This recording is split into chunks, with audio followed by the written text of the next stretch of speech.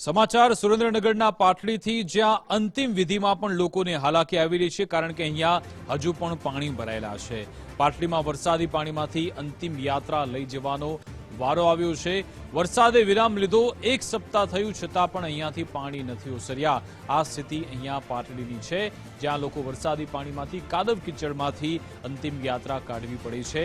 પાણીનો નિકાલ ન થતા ગ્રામજનો મુશ્કેલીનો સામનો કરી રહ્યા છે। મોતનો મલાજો પણ ન જળવાતા સ્થાનિકોએ તંત્ર સામે રોષ વ્યક્ત કર્યો હતો। અનેકવાર રજૂઆત કરી છતાં કોઈ નિવારણ નથી આવતું।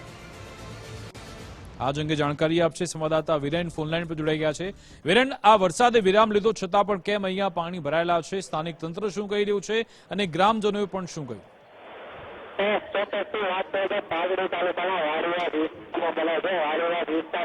વરસાદે વિરામ લીધાના 7 થી 8 દિવસ બાદ પણ વરસાદી પાણીના નિકાલના બધા પ્રયત્નો લોકો હાલાકી ભોગવવાનો વારો આવી રહ્યો છે। ખાસ કરીને આપ જે દ્રશ્ય હાલ જોઈ રહ્યા છો તેમાં અંતિમ વિધિ માટે સ્મશાનમાં જવામાં પણ લોકોને મુશ્કેલીનો સામનો કરવો પડી રહ્યો છે। મોતનો પણ મલાજો ત્યાં ન ધરવાતા સ્થાનિકોમાં તંત્ર સામે રોષ જોવા મળી રહ્યો છે। જે મામલે અવારનવાર સ્થાનિક રહીશો વરસાદી પાણીના નિકાલ માટે આપની નગરપાલિકા સહિત ઉચ્ચ કક્ષાએ રજૂઆતો કરી હતી, છતાં પણ કોઈ પણ જાતની કાર્યવાહી કરવામાં ન આવ્યાનો હાલ સ્થાનિકોમાં આક્ષેપ પણ કરવામાં આવી રહ્યો છે।